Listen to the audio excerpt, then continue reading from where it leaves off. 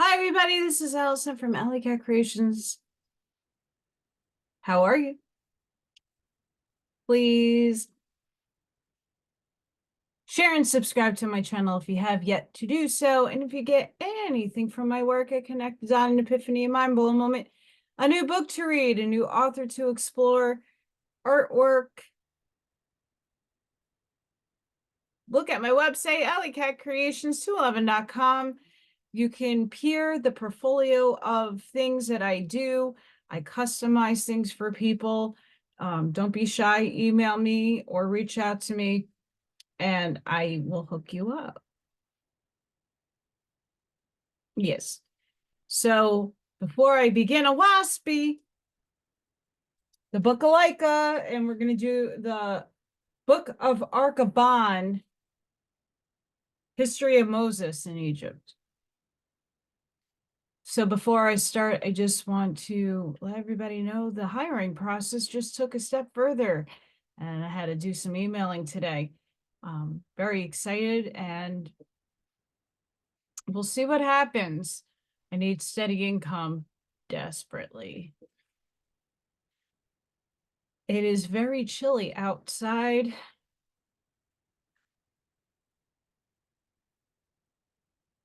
And I just turned my heater off. I have a heater under my desk because my feeties get freezing. We'll see how far and wide. Just iterate that I can't project certain words.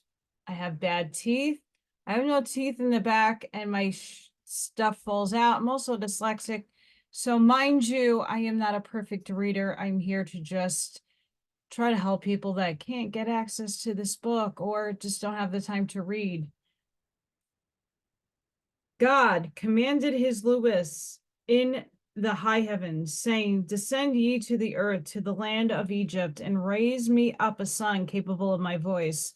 The angels descended as commanded and searched over the land of Egypt and in the adjoining countries, examining into the flesh and the souls of men. And they called unto God, saying, "The land of Egypt is overrun with spirits of darkness." Trujas and mortals have obtained to see them, and they dwell together as one people, angels and mortals. God said, "Go ye amongst my chosen until ye find a man capable of understanding betwixt truth and fable. Him inspire ye to an Ihin woman for my voice." In Elicus, the Lewis found a man, Baksa, a Phoenician, a Faithist, born a Suis. And they said unto him, "Why art thou alone in the world?" Baksa said, "Alas, my eyes have never seen God, my ears never heard him. I am searching for God in the life of a recluse." The Lewis perceived what manner of a man he was, and they led him to take an Ihun woman to wife, and she bore him a son, Hazumat.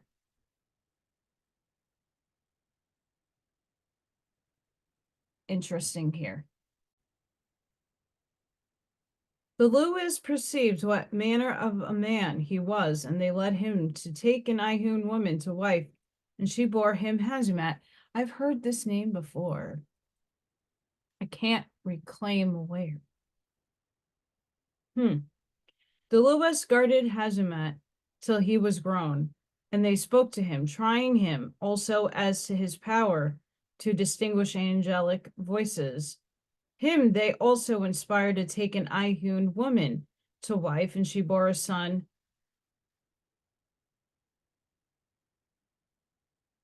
Sachabal, who was guarded in the same way, and the angels inspired Sachabal to marry Teratha of line house of Zed.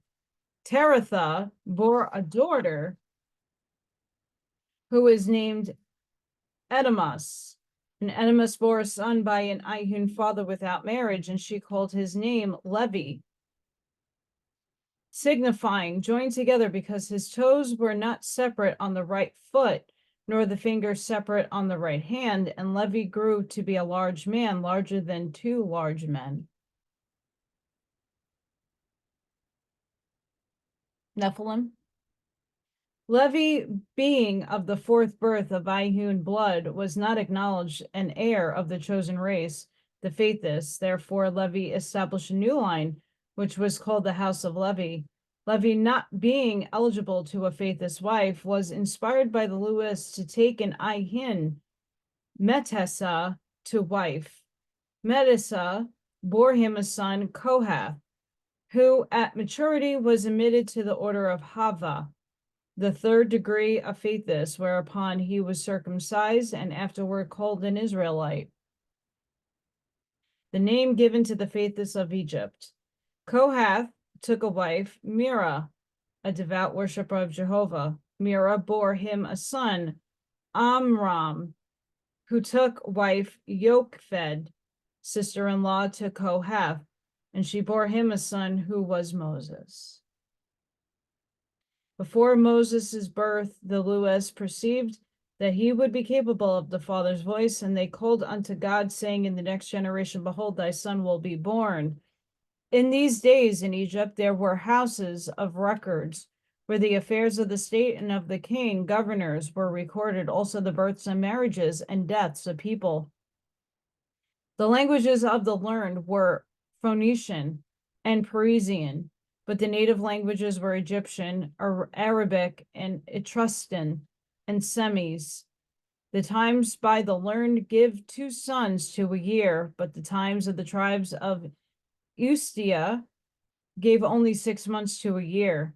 Accordingly, in the land of Egypt, what was 1 year with the learned was 2 years with the Etruscans and Semisians. God said, my people shall reckon their time according to the place and people where they dwell, and they did this. Hence, even the tribes of Israel had 2 calendars of time. The long and short.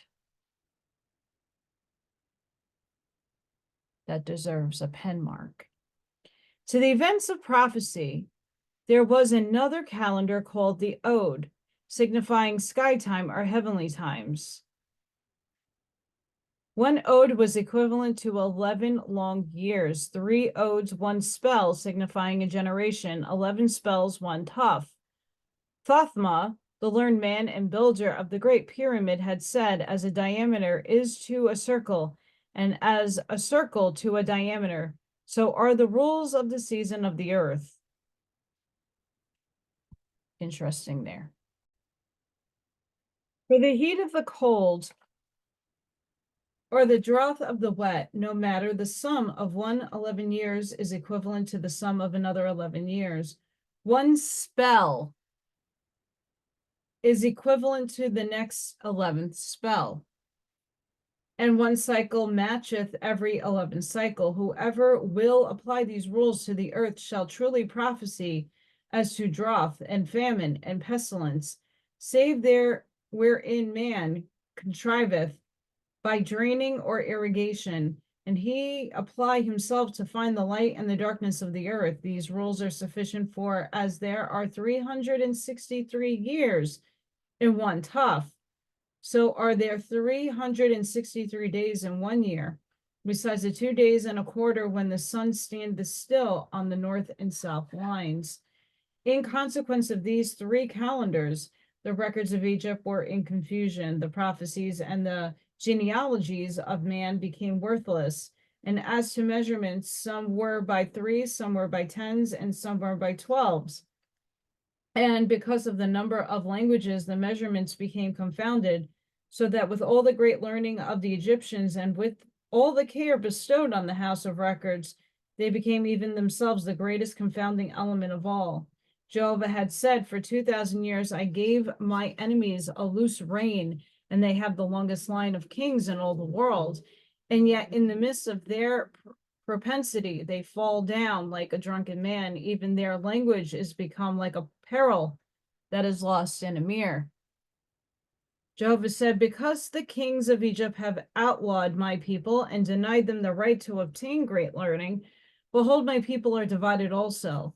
One tribe hath one speech, another tribe hath another speech, and so on, till they cannot now understand one another, save in fact in their rites and signs and passwords. Yeah, the kings have perceived that to keep my people in ignorance is to keep them forever in bondage. But I will rise up a leader, Moses, amongst my chosen, and I will send him even into the house of the king. And the king shall give him great learning. He shall master all languages and be capable of speaking with all my people. Because the Israelites, faithless, worship not the gods and lords, but the Great Spirit only, and because they resented not injury done by another, they had been limited into servitude by the Egyptian laws, which had stood for 1,500 years. These laws were called the sun laws, after the manner of the division of the Osiris system, which was, the sun is essential power, its accompanying planets are satellites. In the matter, the king of Egypt was the sun king, and his sub-kings, governors, were satellites. Osiris, the highest angel in heaven, was the sun god, that is, God of gods, for all other gods were his satellites. He revealed certain laws to mortals, and these were sun laws, and all minor laws were satellites. A sun law extended over all Egypt, but a satellite law pertained to the minor affairs of a city or province, but it must conform to the sun laws. For in those days, the spirits of darkness taught that the sun once whirled so fast it cast off its outer extreme, and so made the good earth and moon and stars. And this was the accepted philosophy of the learned Egyptians of that period, because the worlds run in circles. The circle was the highest measure or sun measure, and the diameter of the circle was called the ode, a Phoenician word signifying short measure. And this name ode was applied to the Israelites in satire, as the Anglo-Saxon word odious is used to this day. But the Israelites made sweet songs and called them the odes also. Amongst the sun laws were following, to wit, the gods of gods, Osiris, decreeth, whoso bestow not down to me shall not partake of me. Behold, mine is the sign of the circle. My enemies shall not receive great learning. They shall not hold sun places, be employers, but be servants only all their lives. And these shall discover them. If they worship not me, but the Great Spirit, if they deny that the Creator is in the image of a man, if they circumcise and will not serve as soldiers, then their possessions are forfeited already, nor shall they possess houses in their own names, nor send their children to the schools, for they shall be servants and the servants of servants forever.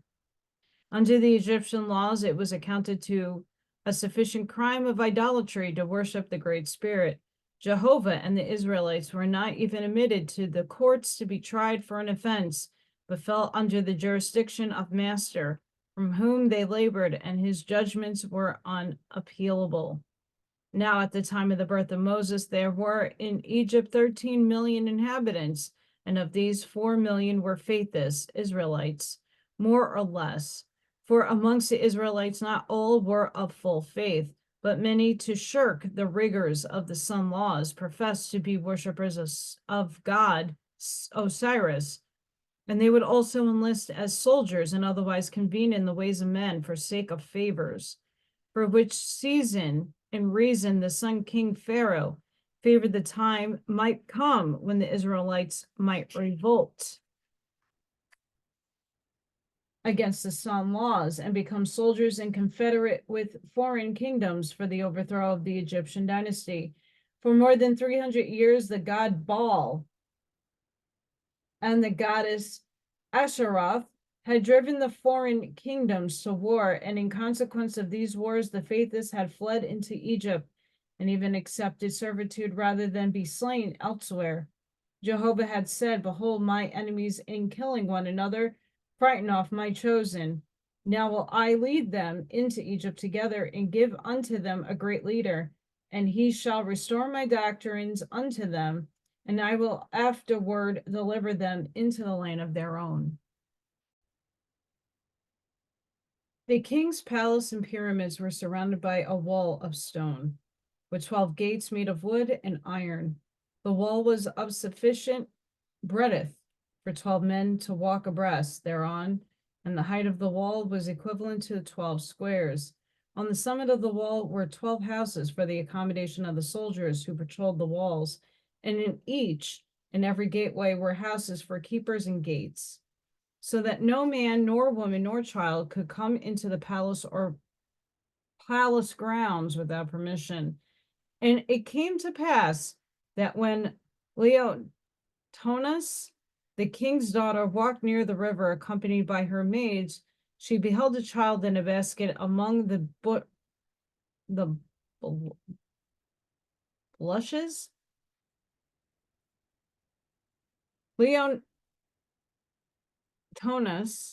commanded her maids to fetch it to her.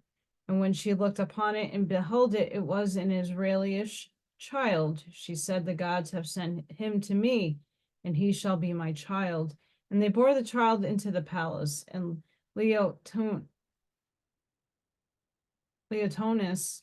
said to the king, behold, a wonder of wonders. I found an Israelitish child in a basket in the rushes, and only gods know how it came or how it scaled the walls. The king said, keep thou child, and it shall be both a brother and a son to thee. Nevertheless, my guard shall find the way my grounds are entered, or blood will be upon them. Now, after some days, and when the search had been completed, no way discovered as to the manner of the child's ingress, the king issued a decree commanding 1,000 Israeli-ish male children to be put to death. Moses amongst the rest, unless the mother of the child, Moses, came and acknowledged as to the manner of the ingress. The king allotted 3 days in which the matter should be culminated. But nevertheless, the mother came not and acknowledged. And the king called his daughter and said unto her, what shall be done? Leotonus said, I don't know how to pronounce that name, guys. The king's word must not be broken. Nevertheless, thou gavest the child to me, saying, keep thou it, and it shall be a brother and a son to thee. And straightway I sent my maids and procured an Israelitish woman as nurse for the child. And as I set my heart upon the child, nor can I part with it and live. Last night I consulted the oracle as to the matter, for I saw that the mandate must be fulfilled. The king said, and what said the oracle? Leotonus said, give word abroad that the nurse of the child is its mother. Now I beseech thee, O king, let it be herald abroad that all is acknowledged. The king, seeing the child, relented, and word was proclaimed as Leotonus had desired, and moreover the matter was entered into the recorder's house, that the mother of the child had made the basket and placed it where it was found, though no reason was assigned therefor. Such then the Egyptian explanation. Now the truth of the matter was, the angels of Jehovah came to Yocheved and said, thy son's name shall be Moses, signifying a leader forth, for he shall deliver the Israelites out of bondage, but he shall be taken from thee, and thou cannot not find him. For the angels of Jehovah will deliver him into Leotonus's hands, and she shall adopt him as her brother and son, and bestow upon him the education of a prince.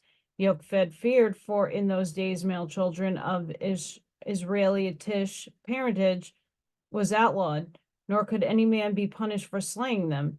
And Yocheved prayed Jehovah, saying, thy will be done, O Jehovah.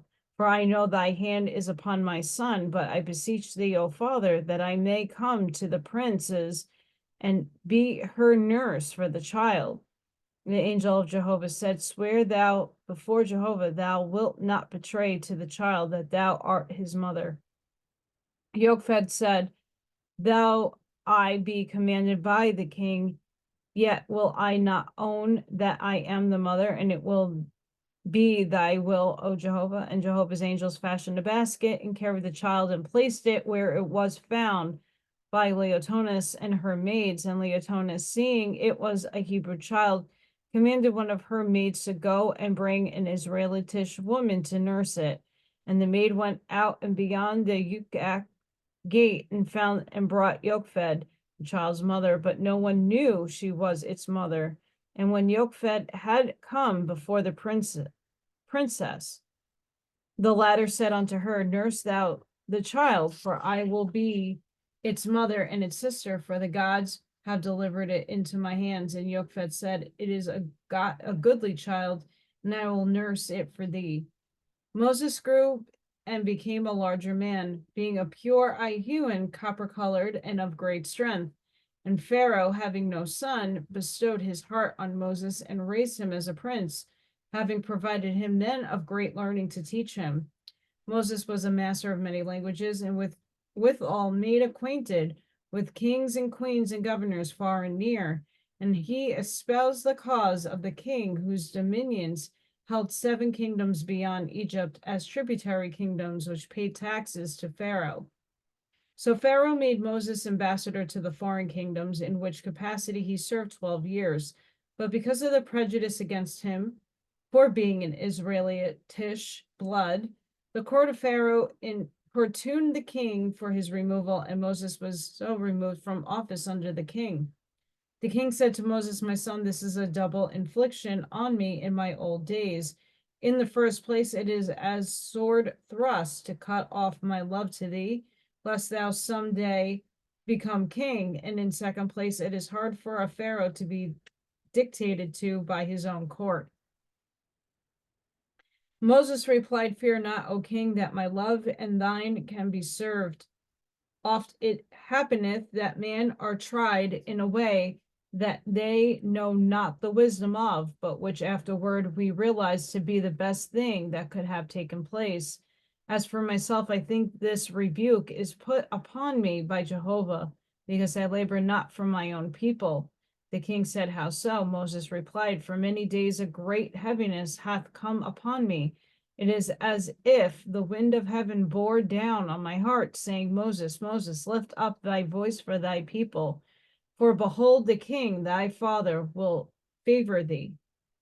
Pharaoh said, What wouldest thou, my son? And if it be possible to be done, it shall be done. Moses answered, Until I have gone amongst them and ascertained their grievances, I know not how to answer thee. The king said, Go and keep thy counsel to thyself till thou art returned. So Moses departed and traveled over the land of Egypt, and was 4 months absent, and then returned unto Pharaoh. And to him Moses related all the grievances of the Israelites, explaining the task put upon them, their denial before the courts, their forbiddance to education, and withal extolled them highly for being a peaceful and virtuous people. The king said, It is a pity, it is a great pity. But what can I do, O Moses? Thou beholdest how even thou myself art chastised by the king's court. If I demand the repeal of the laws, the court will heap coals of fire on my head and on mine. Moses said, Neither know I, O king, what to do. And Moses was in a great trouble of soul. And after he waited a while for his thoughts to come to him, he said, O king, this night thou and Leonotonus shall reason with me, for I feel encumbrant because of the pressure on my soul. When the 3 were alone that night, lo and behold, it was the beginning of the dawn of light, and Moses' ears were opened, and he heard the voice of Jehovah through his angel, saying, Behold, O king, and thou, Leotonus, and thou, Moses, now is the beginning of my power on the face of the earth. Moses, my son, thou shalt take thy people out of the land of Egypt, and I will bestow upon them the lands of the ancients, even whither I will lead thee. Change not thy laws, O king, let Egypt have her way, and let the Israelites have their way also. The king said, To deliver 4 million people. Oh, what a labor. On the next day, Moses walked out, going into the woods to be alone, for heavy trouble was upon him. And an angel of Jehovah appeared in a flame of fire in a bush, calling Moses, Moses, my son. And Moses saw that the bush was not burnt, and he said, Here I am. I am heard thy voice. The voice said, I am the God of Abraham and of Isaac and Jacob. Moses said, What wouldest thou? The voice said, Go thou once more amongst thy people, and say thou, I, Moses, am come to deliver you out of the land of Egypt and into an inheritance which shall be yours.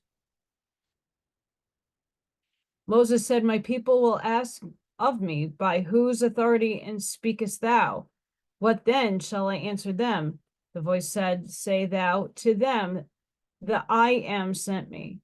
And if they question further, saying that hast a deceiving spirit like the Egyptians, then shalt thou say to them, how can ye distinguish one spirit from another? And they will say, whoso laboreth for himself will deceive us.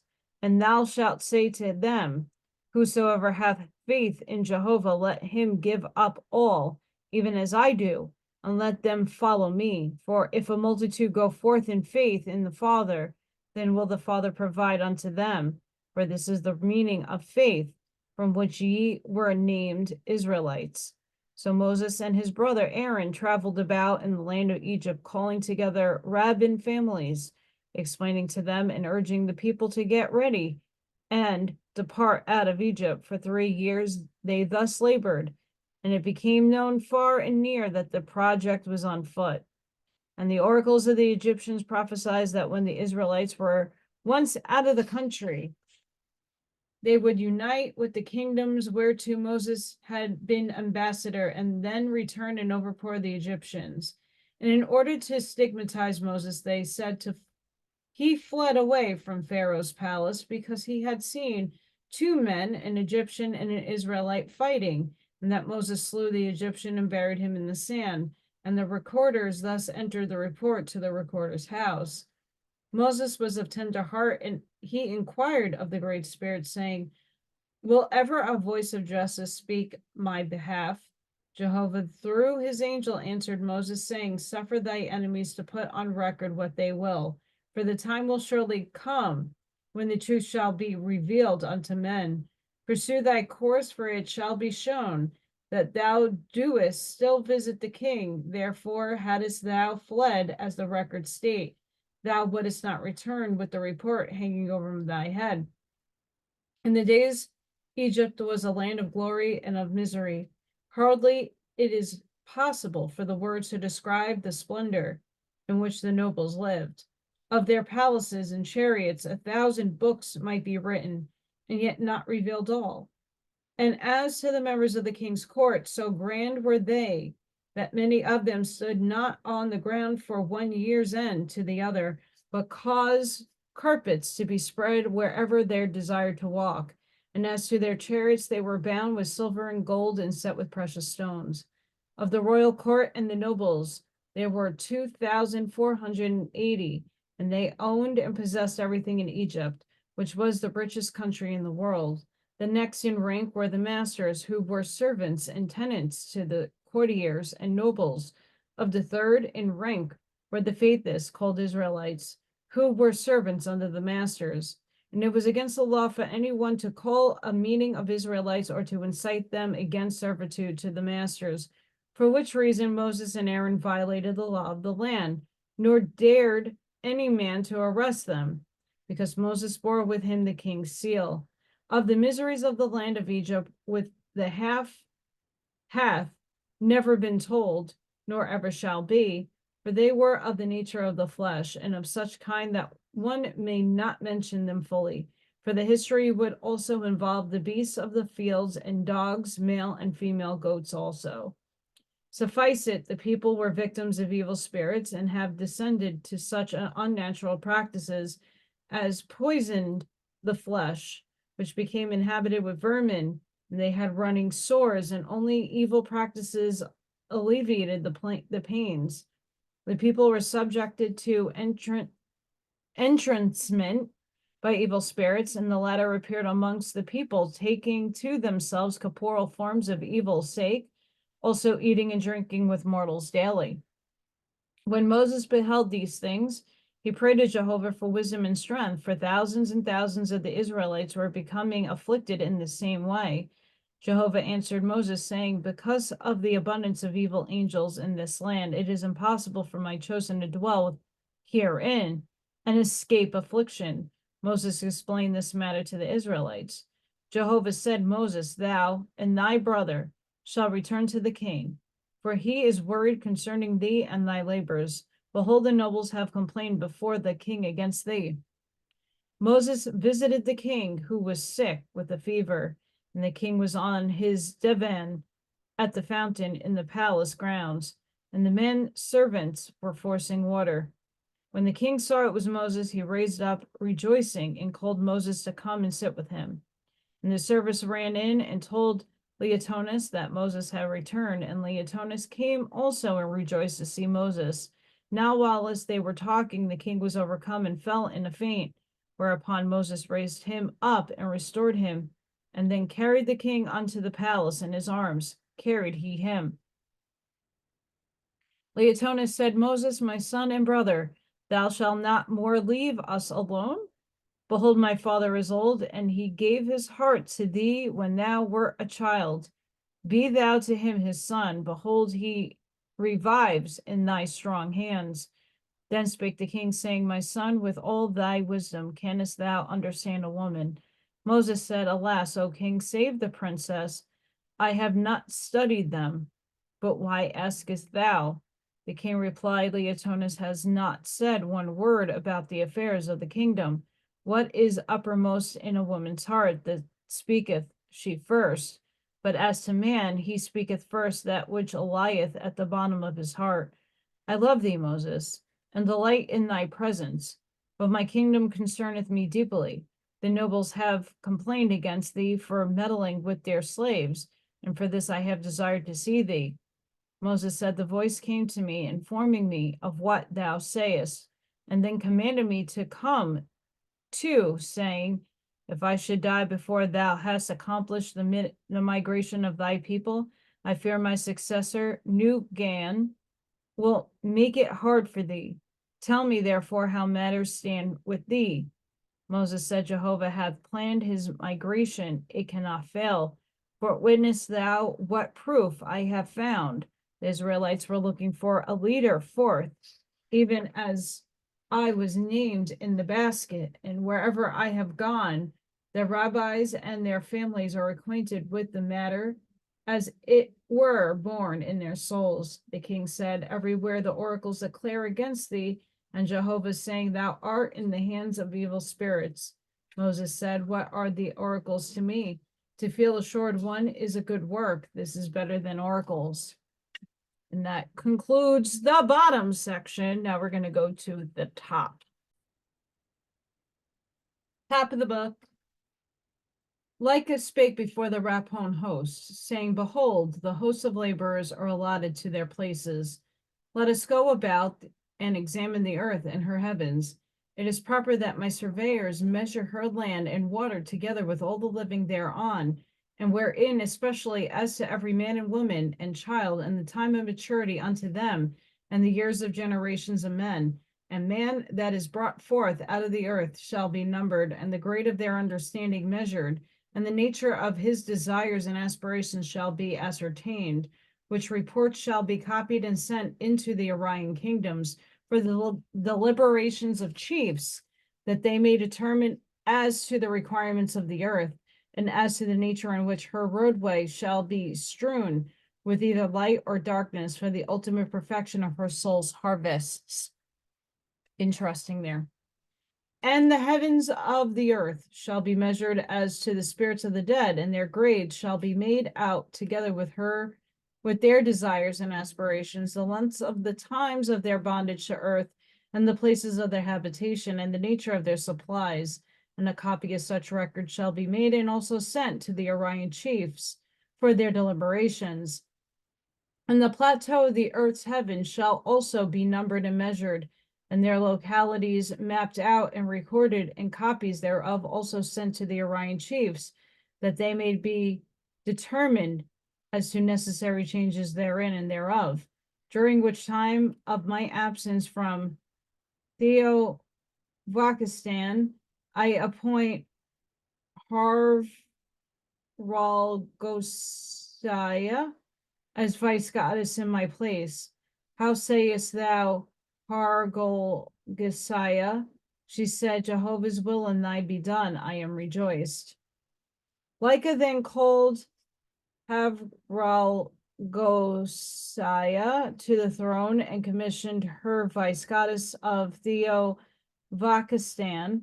And after this, Lika gave instructions as to the extending capital, Yoga Naktra, and enlarging the places for the reception of the higher grades, all which were duly provided with the persons to carry out the commands.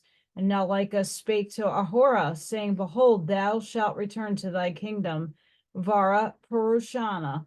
For when I come thither on my journey, I will resurrect thy hosts as brides and bridegrooms to the Etherian kingdoms.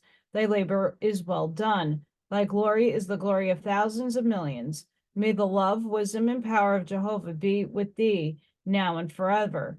Thereupon Ahura saluted and was in turn saluted when he advanced and met the marshals who conducted him hence to the arrow ship, where he embarked and departed.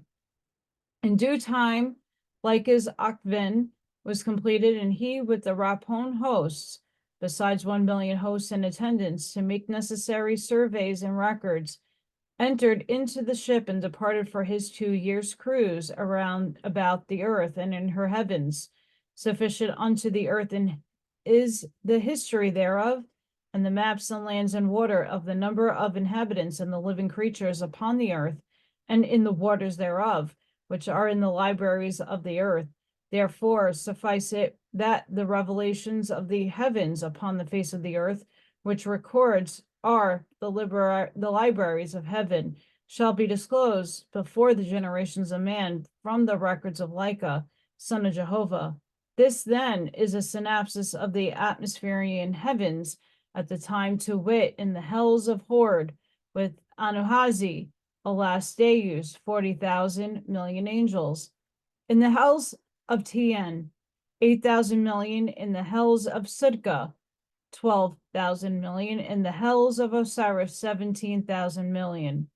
In the smaller hells and other parts of Hada, there were in all 14,000 million angels. These 91,000 million were not all bound in their respective hells.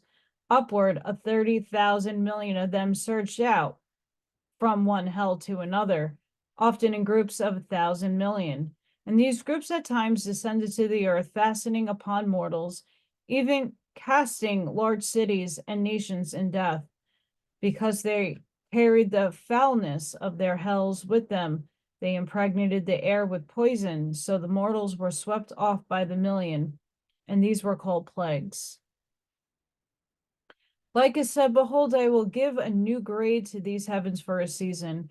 From this time, such angels shall be known as being in the first resurrection, but spirits who have quit their old haunts and join organic associations, being enlisted in companies, either for labor or for receiving heavenly instruction, shall be known as being in the second resurrection. And such spirits as have obtained 2 Etherian grades, being brides and bridegrooms of Jehovah, and having ascended beyond atmospheria into the Etherian world, shall be known as being in the third resurrection. Such angels as engraft themselves on mortals, becoming as a twin spirit to one corporeal body, shall be known as reincarnated spirits. But where such spirits usurp the corporeal body as an infant growing up in the corporeal body and holding the native spirit in abeyance, such spirits shall be known as daemons, which was the origin of that name. Spirits who inhabit mortals in order to live on the substance mortals eat and drink, and often absorbing the strength and life of mortals, shall be known as Usans, vampires. Nevertheless, these shall not include fetals. All the foregoing who are not in the way of resurrection shall be called Drudras.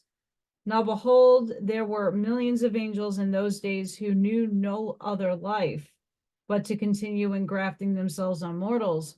And when one mortal died, they went and engrafted themselves on another.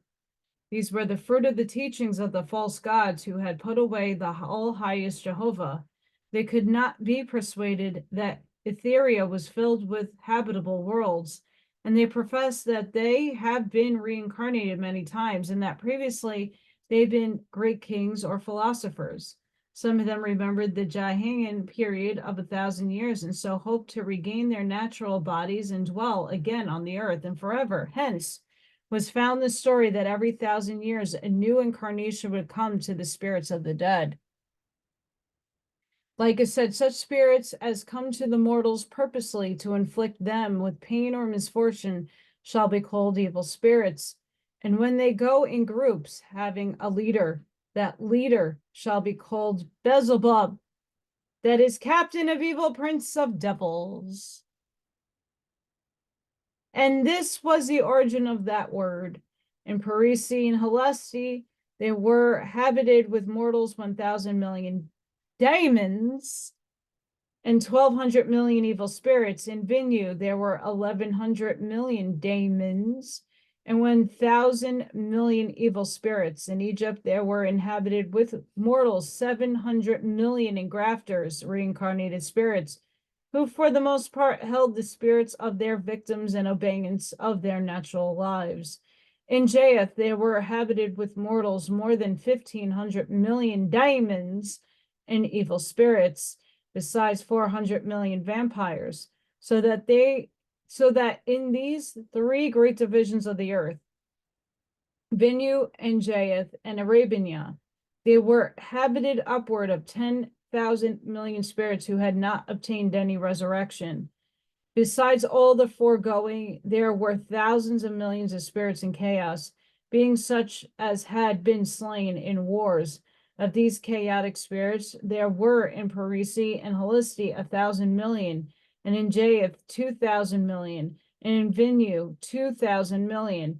But in Egypt there were not 500,000 all told, so that in Atmospheria at the time of Lika, there were upward of 125,000 million angels who had no knowledge or belief in any higher heaven. To offset this great darkness, there were a believer in the laborers of Jehovah and his emancipated kingdoms, only 4,000 million, and many of these not above grade 50. And these were members of Krishavi and Varaparushina. 2,000 million of them were Ashars, laboring with the faithless, mortals of Egypt, Japheth, and Vinu. My goodness. After Lika had numbered all the mortals on the earth, and all the angels in the heavens of the earth, and beheld the great darkness thereof, he visited Ushta, and found in a good plateau capable of all grades up to 60, and Lika possessed the place and consecrated it to Jehovah. And he left thereon 300,000 gods and goddesses who were of his Etherian hosts. And after this, he returned to Jessica, chief god for the deliverance of the hells, and Deus, and Tian, and Sudga, and Lika instructed him. Jessica had the vessels constructed with walls of fire around the margins to prevent the Judras escaping, and they were built in all 400 vessels, each capable of carrying 100 million Judras. The manner of driving the Judras into them was by leaving part of the firewall open and by firebrands in the Etherian's hand, cutting off sections of Judras from the hells, in this way, the Etherians drove the Judras into the vessels, whereupon the doorway in the wall of the ship was closed. And then the workers of the ship put in underway and carried them up to Ushta, where the gods and goddesses received them, placing the Judras in pens walled with fire, where they could be treated and restored to reason, after which they were to be liberated in installments according to their safety. In the first year, Jessica delivered them from the hells of Hada 5,000 million Judras, but in the second year he delivered 35,000 million, and in the third year 16,000 million. After this, the work went slowly on, for the balance of the hells were mostly in knots, some of them hundreds of millions, and these had to be delivered individually, requiring great labor and power and wisdom, dexterity. In the 5th month of the 4th year, Anahazi, Alias, the false god, was delivered out of the great knot of hell, in which there had been 800 million bound for more than 400 years, after the manner in which Fragapati delivered not, even so did Jessica and his hosts with brands of fire. When it was known in which place Deus and Uhazi was tied, and when it was half delivered, Jessica sent for Ahura to come and have the honor of releasing Anuhazi. And to this end, Ahura labored on the knot 55 days, and then it was accomplished. But lo and behold, Anuhazi was bereft of all judgment, crying out unceasingly, I'm not God, I am not the Lord, I am not Deus. He was wild, crazed with fear, and torments, frenzied, and in agony. The which Ahura his friend beheld, and Ahura caught him in his arms. Ahura called unto him, Anuhazi, O my beloved, knowest thou not me? Behold, I am Ahura. But alas, Anuhazi knew him not, pulled away and tried to escape in fear, his protruding eyes seeing not, his ears hearing not, and he kept forever uttering, Let me go, I am not the Lord God, nor Deus, I am Anuhazi. Then broke the good heart of Ahura, and he wept. Then they held Anuhazi and carried him away into the ship, and Ahura held to carry him. Then the ship rose up and sailed along higher and higher, further and further, till at last it came to Oahspe, and they took Anuhazi to the hospital prepared for Mannix, and stretched him on his back and held him. Then called Ahura to the gods and goddesses to come and help him, and they came and seated themselves around about, making this sacred circle. And Ahura said, Light of thy light, Jehovah, thou who first quickened him into being, O deliver thou him. A light like a small star gathered before Anuhazi's face, and this was the first thing he fixed his eyes on and had yet seen. Then Ahura and the gods and goddesses sang sweetly, Behold me, I am the light, I am the life, I quicken into life every living thing. Behold me, I am with thee, I am never away from thee. Thou art mine now, and forever shall be. Look upon me, I am in all things. Nothing is, nor was, nor ever shall be without me. Hear, my love, I am the creator. Only for love and for love only created I thee, my beloved. Anuhazi gave a long gasp and relaxed his mighty will, then fell into a swoon, all limp and helpless. Still the gods stood by him, waiting, watching, while as he slept a while. And then by signals to the ensuers, Ahura caused other music to steal upon the scene, to be answered by the distant trumpeters. For the space of 7 days Anuhazi slept, and all the while the great gods and goddesses relaxed not their wills, nor steadfast positions. And at the end of the 7th day, Anuhazi began to sing in his swoon, like one weak and out of breath, but half awake. How could I deny thee, O Jehovah? Was not the evidence of my own life before he? I raise up my voice against my creator. I plucked him out of my soul. From all the people in heaven and earth I dispersed him, but they that applaud me turned against me, even as I turned against thee, thou all person. In my vanity I owned not that I was in thee, nor of thee. With my own hand I cut myself asunder from thee, O Jehovah. Oh, that I perceived I was going further and further away, that I had known the road of life and death. I see thy judgment upon me, O Jehovah. I hear thee just decree. While the name of God or Lord or Savior is worshipped on the earth, I shall labor with the Drudras of heaven and the Druks of earth. A most righteous judgment, O Jehovah, whilst I am in hell or in heaven, in Hada or on the earth. Will I pursue the peoples, mortals, and angels till I cast out the worship of a God and a Lord and a Savior, and thou alone, thou great Spirit, ever-present person, everlasting and almighty, thou shalt be all in all.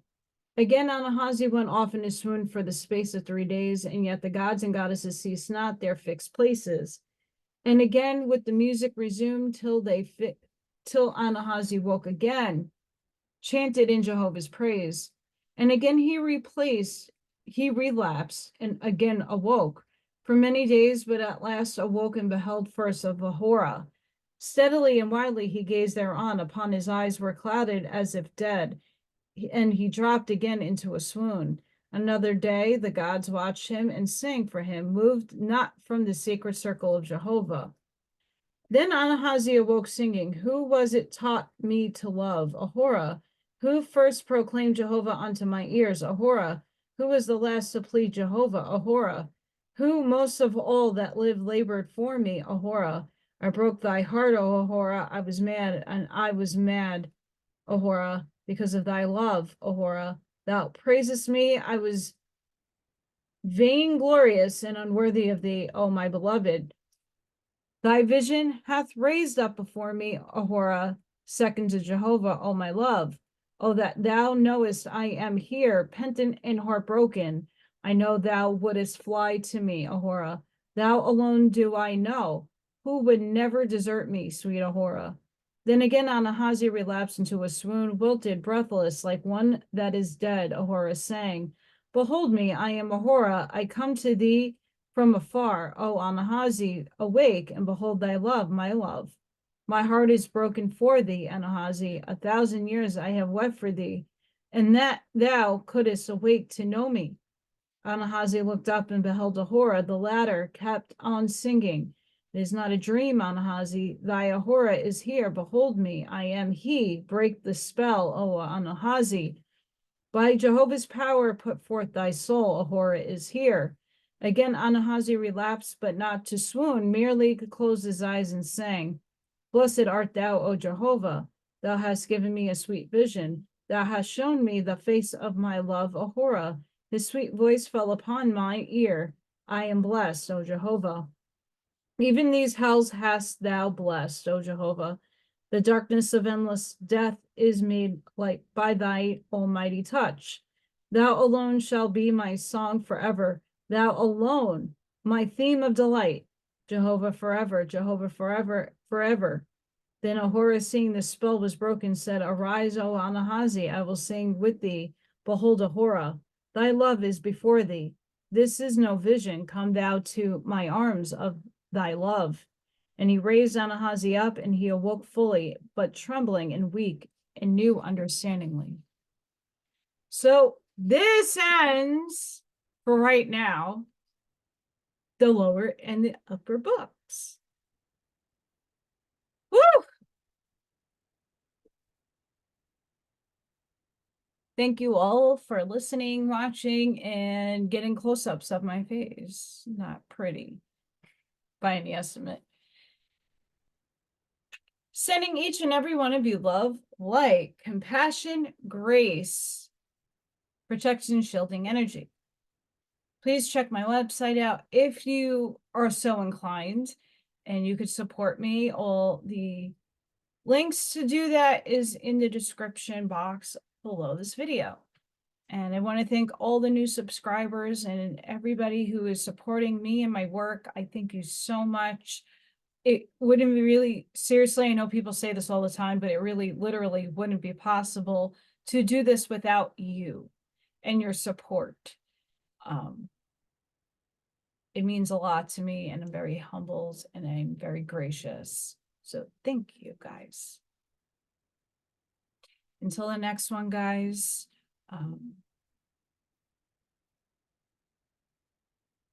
Sorry, there's a lot of noise going on outside. So until the next one, guys, be safe, be seen, and I'll see you on the next one. Bye for now.